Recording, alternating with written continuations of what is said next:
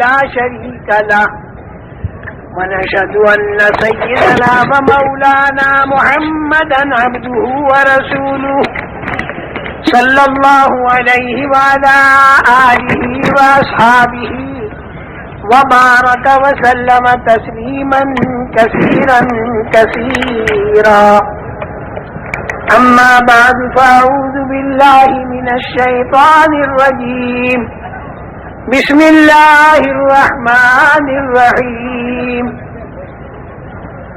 ولو أن أهل القرى آمنوا واتقوا لفتحنا عليهم بركات من السماء والأرض وقال الله تعالى ظهر الفساد في البر والبحر بما كسبت أيدي الناس ليذيقهم بعض الذي يعملوا لعلهم يرجعون وقال الله تعالى ولنذيقنهم من العذاب الأدنى دون العذاب الأكبر لعلهم يرجعون وقال الله تعالى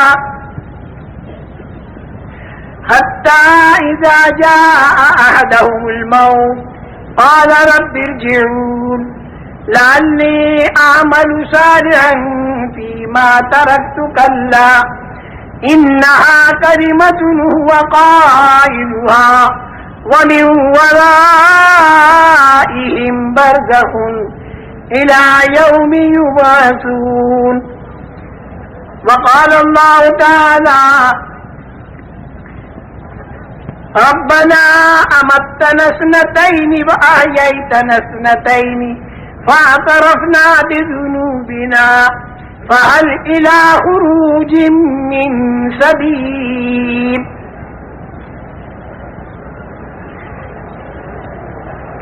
میرے محترم دوستوں اور بزرگوں، دنیا کے اندر زندگی بسر کرنے کے طریقے دو ہیں۔ ایک طریقہ وہ ہے جو اللہ نے تجویز کر کے دیا، دوسرا طریقہ وہ ہے جو انسان خود تجویز کرے۔ انسان جو طریقہ خود تجویز کرے گا وہ صرف موجودہ زمانے کو سامنے رکھ کر تجویز کرے گا۔ موجودہ زمانے میں اسے جتنا نفع دکھائی دے گا اس کے باقی رکھنے کا فکر کرے گا، اور جتنا نقصان دکھائی دے گا اس کے دور کرنے کا فکر کرے گا۔ لیکن آئندہ جو زمانہ اس کے سامنے آتا جائے گا تو پھر اس کی رائے اور اس کی تدبیر اور اس کا طریقہ بدلتا چلا جائے گا۔ اس کے بعد پھر دوسرا زمانہ آئے گا تو پھر رائے اور طریقہ اس کا بدلتا چلا جائے گا، یہاں تک کہ آدمی کی موت آ جاوے۔ تو موت آنے کے بعد حالات ختم نہیں ہوتے، بلکہ حالات کا انتظام کرنے کا کی جو طاقت تھی وہ ختم ہو جاتی۔ عام طور سے یہ سمجھا جاتا ہے کہ موت آئی تو حالات ختم ہو گئے، خوشحال آدمی کی خوشحالی ختم ہو گئی اور بدحال آدمی کی بدحالی ختم ہو گئی، جو بیمار تھا اس کی بیماری ختم ہو گئی، جو بھوکا پیاسا تھا بھوک پیاس اس کی ختم ہو گئی، جو خوب کھاتا پیتا تھا تو خوب کھانا پینا ختم ہو گیا، عزت والے کی عزت ختم ہو گئی، ذلت والے کی ذلت ختم ہو گئی۔ اس لیے جب موت آتی ہے تو آدمی کی لاش کو قبر کے اندر دفن کر دیتے ہیں، تھوڑے دنوں کے بعد میں وہ مٹی بن جاتا ہے، آگے کچھ دکھائی نہیں دیتا۔ تو عام ذہن پوری دنیا کا یہ ہے کہ مر گئے تو ختم ہو گئی بات، حالات سارے ختم ہو گئے، جتنے بھی حالات اچھے یا برے ہیں وہ موت تک ہیں۔ لیکن ایسا نہیں ہے۔ ہمارا اور تمہارا پیدا کرنے والا خدا، جس نے اپنی قدرت سے تین تین اندھیریوں میں ماں کے پیٹ کے اندر اس انسان کو بنایا، جبکہ وہاں پر کوئی روشنی بھی نہیں تھی، ماں کا پیٹ تھا، بچے دانی تھی اور اس کے اندر ایک جھلی تھی، اس جھلی کے اندر لپٹا ہوا بچہ تھا، اور سارے اعضاء انسانیہ اللہ تعالیٰ نے بنائے۔ وہ بنانے والا اللہ وہ خود یہ بتا رہا ہے کہ موت کے بعد ایک لمبی چوڑی زندگی آنے والی ہے جو مرنے سے پہلے والے کو دکھائی نہیں دیتی، لیکن وہ یقیناً ایک زندگی آنے والی ہے۔ انسان کے اوپر 4 منزلیں آنے والی، 4 منزلیں ہیں۔ ایک منزل تو ہے ماں کے پیٹ کی، دوسری منزل ہے دنیا کے پیٹ کی، तीसरी मंजिल है कब्र के पेट की, और चौथी मंजिल है आखिरत की, और वो आखिरी मंजिल है। उसके बाद फिर कोई पांचवी मंजिल नहीं। आखिरत में जो मकाम उसके लिए राहत का या तकलीफ का तय हो गया तो वो उसी मकाम के अंदर रहेगा। इसके बाद फिर कोई पांचवी मंजिल उसकी नहीं है। ये बात अलग है कि कोई ईमान वाला अगर अपनी बदआमालियों की वजह से जहन्नम में गया तो जहन्नम के अंदर वो पाक और साफ होकर और फिर वो जन्नत में चला जाएगा। लेकिन बगैर ईमान का जो आदमी होगा, जिसके अंदर ईमान नहीं होगा, जो कुफ्र वाला होगा और शिर्क वाला होगा, वो जब जहन्नम में जाएगा तो वो उसकी आखिरी मंजिल होगी और उसके अंदर से वो निकलेगा नहीं। ये 4 मंजिलें हैं इंसान पर। माँ के पेट की मंजिल में तो इंसान की जात बनी, उसकी आंख बनी, कान बने, जबान बनी, हाथ पैर बने, दिल दिमाग बना, फिर अंदर की सारी चीजें बनी। माँ के पेट के अंदर तो इंसान की जात बनी और उसमें इंसान को जर्रा बराबर इख्तियार नहीं था। लड़का बनना या लड़की बनना, काला बनना या गोरा बनना, खुद इंसान को बनने वाले को भी इख्तियार नहीं था और इसके माँ बाप को भी इसका इख्तियार नहीं था।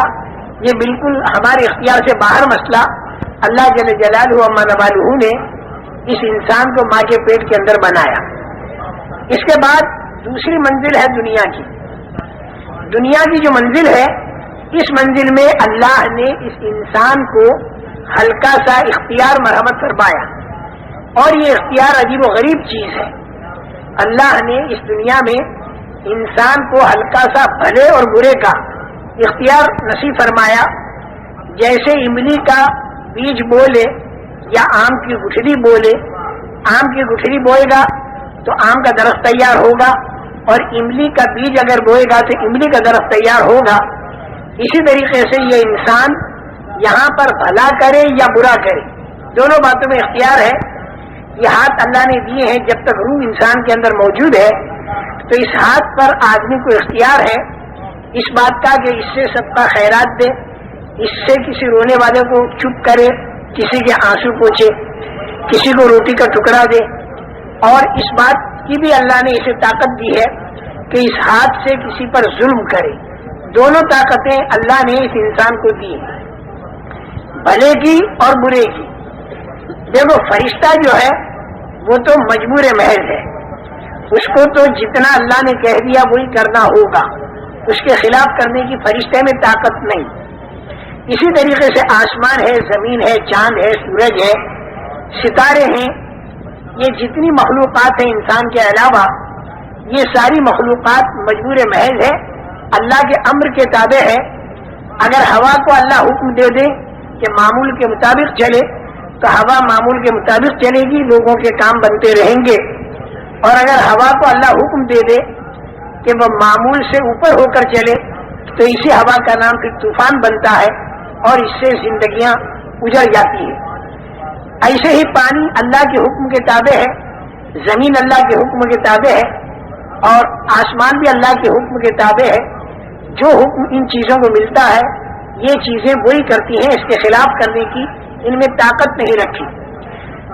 सूरज और चांद की रविश अल्लाह ने मुकर्रर कर दी, उसी रविश के मुताबिक वो चलते हैं, इसमें कोई इनके इख्तियार को दखल नहीं, मजबूर महज है।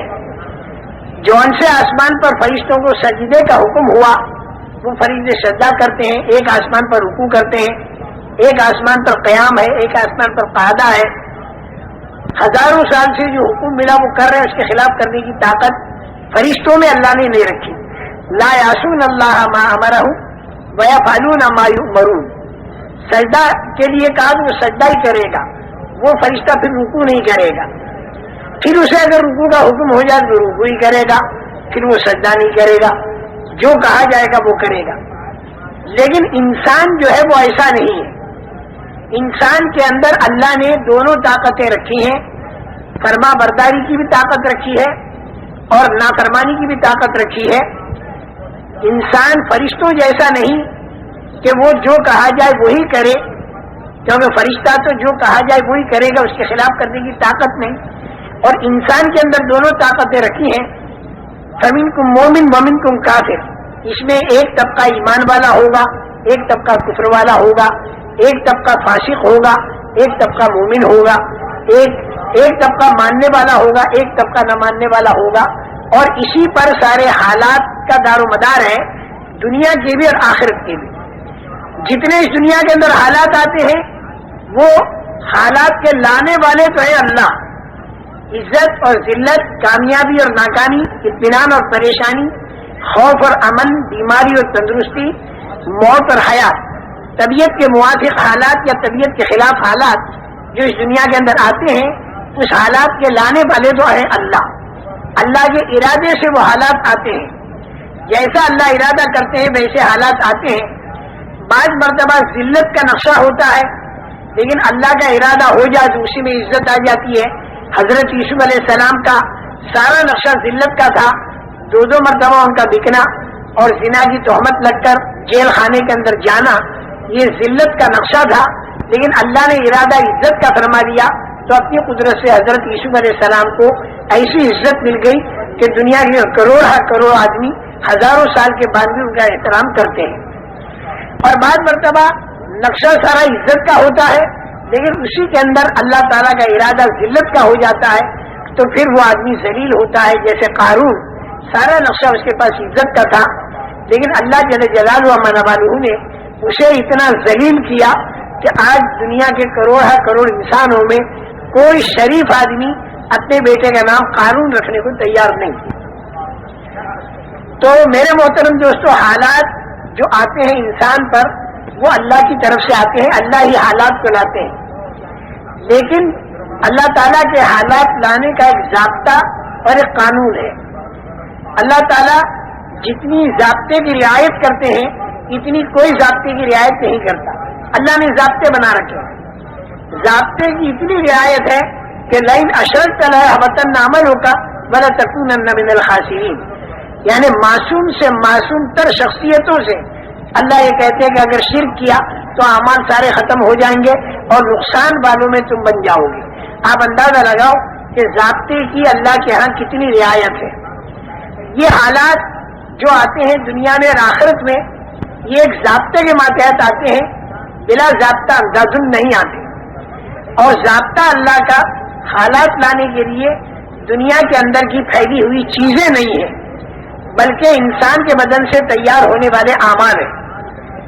بہت بڑا مغالطہ ہر زمانے میں بڑی بھاری اکثریت انسانوں کی کو لگا، اور آج کے زمانے میں بھی بہت بھاری غلطی کروڑ انسانوں سے جو ہو رہی ہے وہ یہ ہو رہی ہے کہ عام طور پر انسان یہ سمجھ رہے ہیں کہ ہمارے حالات کا بننا اور بگڑنا یہ موقوف ہے چیزوں کی کمی اور بیشی پر۔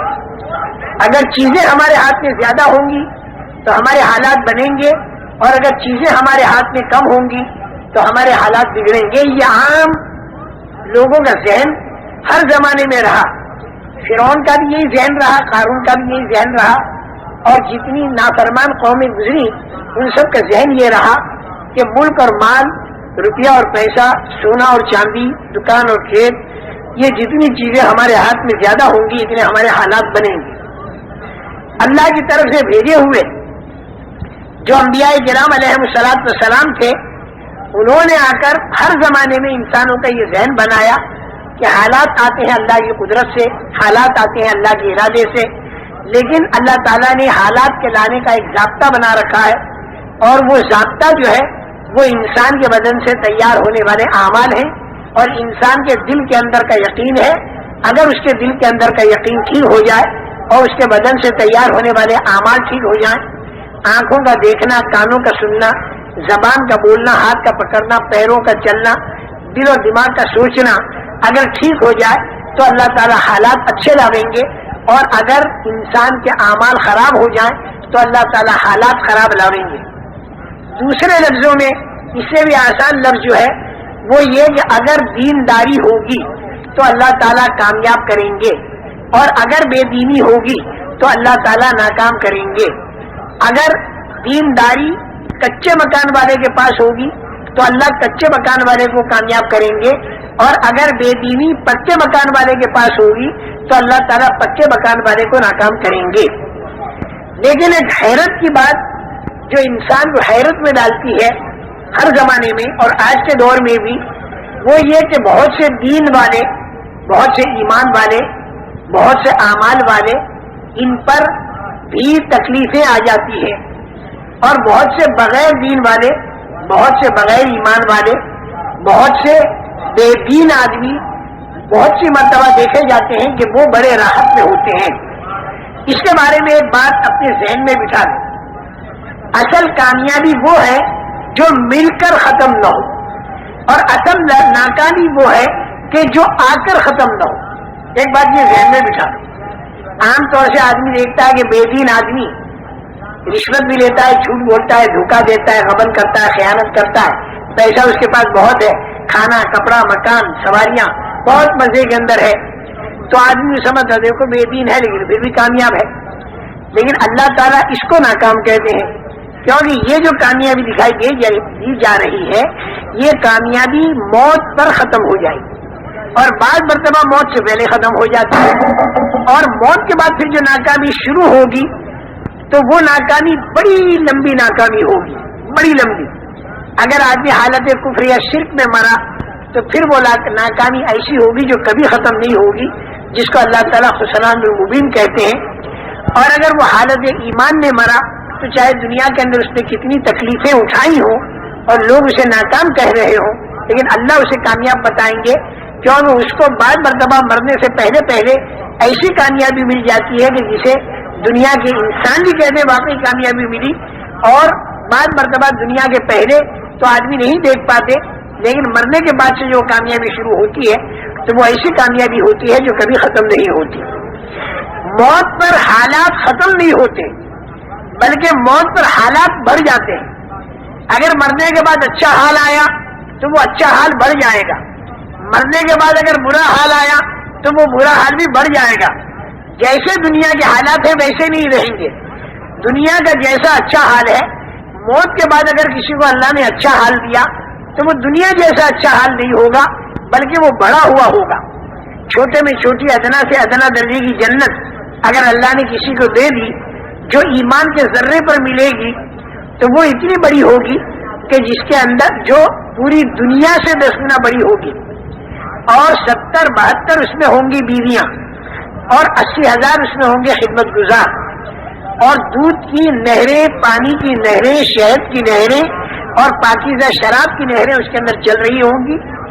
سونے اور چاندی کی اینٹوں کے بنے ہوئے مکانات ہوں گے، ان کے جوڑنے کا گاڑا مشک کا ہوگا، اور جنت کی زمین کی مٹی زعفران کی ہوگی، اور پتھر اور کنکر ہیرے اور جواہرات کے ہوں گے، اور جو نعمت ملے گی وہاں پر کبھی چھینے گی نہیں۔ جنت میں جانے والا ہر آدمی جوان ہوگا، جوانی اس کی کبھی ختم نہیں ہوگی۔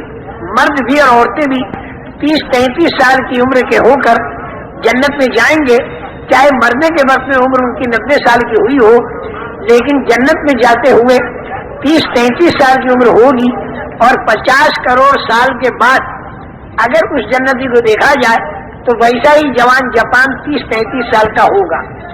جوانی ملی ختم نہیں ہوگی، اور زندگی ملی تو وہ بھی کبھی ختم نہیں ہوگی۔ موت کا وہاں پر ڈر نہیں، مکانات کے بوشیدہ ہونے کا ڈر نہیں، نہروں کے سوکھنے کا خطرہ نہیں۔ مرد ایک جگہ تکیہ لگائے بیٹھے ہوں گے مسحری پر، اور ان کی بیوی، اس مرد کی بیوی دوسرے کنارے پر تکیہ لگا کر بیٹھی ہوگی مسحری پر، اور سارا ایک عجیب و غریب منظر ہوگا، لا خوف علیہم ولا هم یحزنون، نہ تو آگے کا کوئی ڈر اور نہ پیچھے کا کوئی غم، نہ تو جوانی کے ختم ہونے کا غم، نہ زندگی کے ختم ہونے کا غم، کسی قسم کا کوئی ڈر بھی نہیں، کسی قسم کا کوئی غم بھی نہیں۔ تیز رفتار سواریاں، اگر دوسری جنتوں میں جانا ہوا اعلیٰ قسم کی تو وہاں پر بھی جانے کی اجازت ملے گی، اور ہفتے میں ایک مرتبہ کم سے کم اللہ تعالیٰ کی زیارت اور دیدار، یہ ایک اتنی بڑی نعمت ہوگی کہ جنت کی ساری نعمتیں اس کے سامنے ماند ہوں گی۔ اللہ کو اگر اس دنیا میں کسی نے نہ پہچانا اور اللہ کی معرفت اگر کسی کو نہ ملی تو زندگی اس کی بیکار گئی۔ اللہ کی معرفت جس کو مل جاتی ہے اور ایمان والا جو آدمی بن جاتا ہے تو پھر اللہ تعالیٰ کی زیارت وہاں پر ہوتی ہے، اور یہ ساری جنت کی نعمتوں میں اعلیٰ قسم کی نعمت ہوتی ہے۔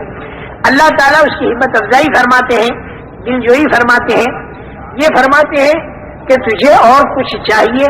تو وہ یہ کہتا ہے کہ اے اللہ ہر لائن کی نعمتیں تو نے ہمیں دے دی، اب ہم تجھ سے اور کیا مانگیں؟ تو اللہ تعالیٰ یہ فرمائیں گے کہ ایک نعمت میں تمہیں اور دیتا ہوں، وہ یہ کہ میں تم سے راضی ہو گیا، میں تم سے ناراض نہیں ہونے کا، کیونکہ اللہ کا ناراض ہونا بہت بڑی مصیبت اور اللہ کا راضی ہونا بہت بڑی نعمت۔ سورہ فاتحہ میں یہی دو دعائیں مانگی جاتی ہے کہ انعمت علیہم والے راستے پر ہمیں چلانا اور مغضوب علیہم والے راستے پر مت چلانا۔ انعمت علیہم والے راستے پر ہمیں چلانا، مغضوب علیہم والے راستے پر ہمیں مت چلانا۔ انعمت علیہم والا راستہ وہ ہے کہ جو اللہ کی رضامندی پر پورا ہوتا ہے، اور مغضوب علیہم والا راستہ وہ ہے جو اللہ کے غضب اور اللہ کی ناراضگی پر پورا ہوتا ہے۔ تو میں نے یہ عرض کیا میرے محترم دوستو کہ وہاں مرنے کے بعد جو اچھے حالات آئیں گے تو وہ بہت زیادہ اچھے ہوں گے، اور اگر خدا نہ خواستہ اگر برے حالات آئے تو وہ برے حالات بھی بہت ہی برے ہوں گے، جیسے دنیا کے ہیں ویسے نہیں۔ دنیا کے اندر کسی کو سزا ہوتی ہے اگر تو وہ 5.25 فٹ کے بدن کو ہوتی ہے، لیکن جہنم کے اندر اگر سزا ہوگی تو وہ بدن اتنا بڑا بنا دیا جائے گا کہ ایک دھاڑ احد کے پہاڑ کے برابر، اور کھال اتنی موٹی کہ 3 رات تک چلو تب جا کے اس کی کھال پوری ہو، اتنا بڑا بدن بنا کر سانپ اونٹ کے برابر اور بچھو خچر کے برابر ایک مرتبہ کاٹے تو 40 سال تک تکلیف باقی رہے۔ اللہ تعالی حفاظت فرمائے۔ اور آدمی پریشان، چاروں طرف سے فرشتوں کا ہتھوڑوں سے مارنا، آگ کا جلانا، اندھیرے کا ستانا، اس آگ میں اندھیرا، اور سانپوں اور بچھوؤں کا کاٹنا، بھوک اور پیاس کا ستانا، اور آدمی پریشان حال، بھاگنا چاہے گا تو دروازے بند ملیں گے، بڑے بڑے فرشتوں کے پہرے ملیں گے، اور فرشتوں سے کہے گا کہ تم ہماری کچھ مدد کرو تو فرشتے مختلف لائن کے جواب دیں گے۔ فرشتے کہیں گے الم یاتکم نذیر، کیا تمہارے پاس کوئی سمجھانے والا نہیں آیا تھا، چونکانے والا نہیں آیا تھا دنیا کے اندر؟ قالوا بلا قد جاءنا نذیر فکذبنا وقلنا ما نزل اللہ من شیء ان انتم الا فی ضلال کبیر وقالوا لو كنا نسمع او نعقل ما كنا في اصحاب السعير فاعترفوا بذنبهم فسحقا لاصحاب السعير۔ وہ کہیں گے بے شک ہم کو سمجھانے والے آئے تھے، قد جاءنا نذیر، تو ہم نے ان کو جھوٹا سمجھا، ہم یہ سمجھے کہ جنت اور دوزخ یہ خیالی چیز ہے، کچھ بھی نہیں، دل بہلانے کی یا صرف دھمکانے کی ایک چیز ہے۔ ہم کو یہ نہیں معلوم تھا کہ یہ واقعہ ہوگا اور ایسا ہوگا۔ کاش کہ اس دن اگر ہم مان لیتے اور سن لیتے، سمجھ لیتے، تو آج ہم یہاں پر جہنم کے اندر نہ ہوتے، اپنے گناہوں کا وہ اعتراف اور اقرار کریں گے۔ لیکن یہ اعتراف اقرار کرنا وہاں ان کے کام نہیں آئے گا۔ بہت بڑا داروغہ ہو گئے فرشتہ، اس سے کہیں گے کہ تو اللہ سے یہ دعا کر، بنا دو یا مالک لیقضی علینا ربک قال انکم ماکثون۔ داروغے کا نام ہوگا مالک، اے مالک تو اللہ سے کہہ دے کہ ہم کو وہ ختم کر دے بالکل، تو وہ جواب دے گا کہ بالکل ایسا نہیں ہوگا، اب تمہیں یہیں پر رہنا ہوگا۔ الگ الگ جواب۔ شیطان سے کہیں گے تیری بات ہم نے مانی اور ہم یہاں پر آئے، تو ہمارا ساتھ دے۔ وہ کہے گا فلا تلومونی ولوموا انفسکم ما انا بمصرخکم وما انتم بمصرخی، نہ تو میں تمہاری مدد کر سکتا ہوں نہ تم میری مدد کر سکتے ہو۔ میں نے تمہیں غلط بات کہی، تم نے کیوں مانی؟ اللہ تم سے صحیح کہہ رہا تو اس کی کیوں نہیں مانی؟ یہ شیطان کا جواب ہوگا۔ چاروں طرف سے مایوس ہو گئے، پھر دیکھیں گے کہ بڑے بڑے جو چودھری اور بڑے بڑے ذمہ دار دنیا کے اندر جب کوئی بات پیش آتی تھی تو ان بڑوں بڑوں کے پاس جاتے تھے اور ان سے کہتے تھے کہ بھائی ہم ایک پریشانی میں ہیں تو ہماری پریشانی کو دور کرو۔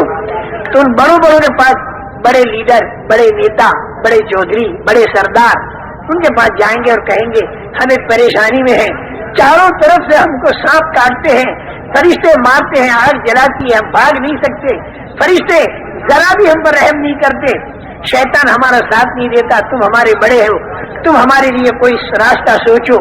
تو وہ کہیں گے اس صبر الذین اتبعوا، وہ لوگ کہیں گے کہ ہم کچھ نہیں کر سکتے، ہم بری ذمہ ہیں، ہم کچھ نہیں کر سکتے. تو اب یہ چھوٹے سے یوں کہیں گے کہ اب کی مرتبہ اگر اللہ نے ہم کو دنیا میں بھیجا تو اب ہم تمہاری پارٹی میں نہیں ہوں گے، اس لیے کہ تم نے ہم کو غلط راستہ بتایا. اور پھر وہ بددعائیں کریں گے، ربنا انا اطعنا سادتنا وکبراءنا فاضلونا السبیل ربنا آتهم ضعفین من العذاب ولعنهم لعنا کبیرا. اے اللہ ہم نے اپنے سرداروں کی مانی اور ہم نے اپنی چودھریوں کی مانی، لیکن اس نے ہم کو تیرے راستے سے ہٹا دیا. اے اللہ تو ان کے اوپر دگنا عذاب ڈال دے، اور اے اللہ تو ان کے اوپر اپنی لعنت کو برسا. میرے محترم دوستو، ایک بہت بڑا منظر کل قیامت کا آنے والا ہے اور اس میں کھرے اور کھوٹے کا فیصلہ ہوگا.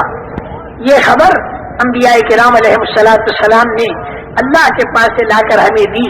اس کی تیاری کرنے کا زمانہ اس دنیا کا زمانہ ہے، مرنے کے بعد پھر کوئی تیاری آدمی نہیں کر سکتا.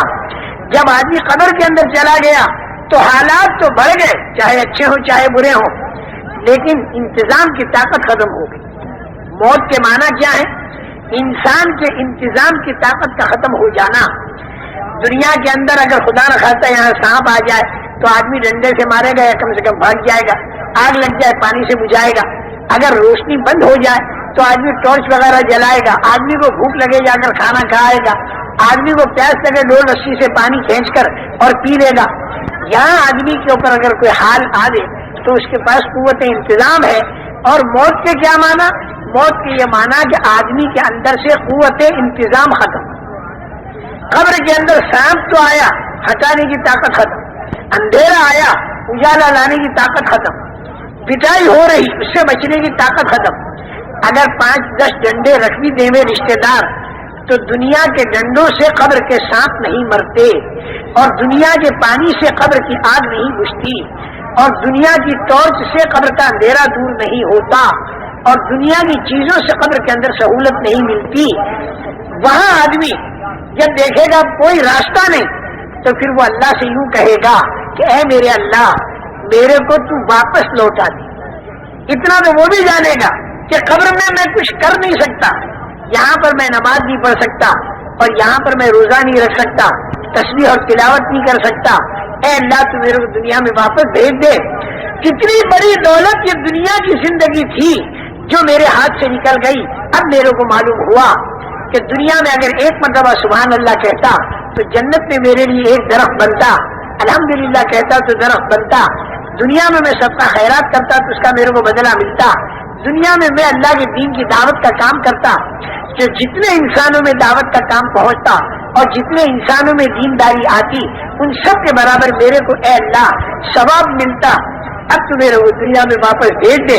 اب میری سمجھ میں بات آ گئی، اب میں دنیا میں جا کر اچھے کام کروں گا. اللہ تعالیٰ فرمائیں گے کل بالکل نہیں. اور دیکھو ایک بات میں بتاؤں، دنیا کے اندر انسان پر جو تکلیف آتی ہے وہ تکلیف اس لیے آتی ہے تاکہ آدمی الٹا راستہ چھوڑ دے اور سیدھے راستے پر آ جائے. دنیا کے اندر کی تکلیف خدا کی ایک رحمت ہے. جب آدمی غلط راستوں پر چلتا ہے تو پھر اللہ تعالیٰ تنبیہ کے طور پر تکلیفیں ڈالتے ہیں، اور ان تکلیفوں کا منشا اور ان تکلیفوں میں مصلحت اللہ کی یہ ہوتی ہے کہ لعلہم یرجعون. بار بار اللہ تعالیٰ فرماتے ہیں کہ یہ چھوٹی تکلیفیں میں ڈالتا ہوں تاکہ تم پلٹا کھا جاؤ، یعنی غلط راستہ چھوڑ دو، صحیح راستے پر آ جاؤ. دیکھو میرے محترم دوستو، یہ باتیں جو میں آپ حضرات کو بتا رہا ہوں، کسی زمانے میں یہ باتیں بتانا کام تھا نبیوں کا.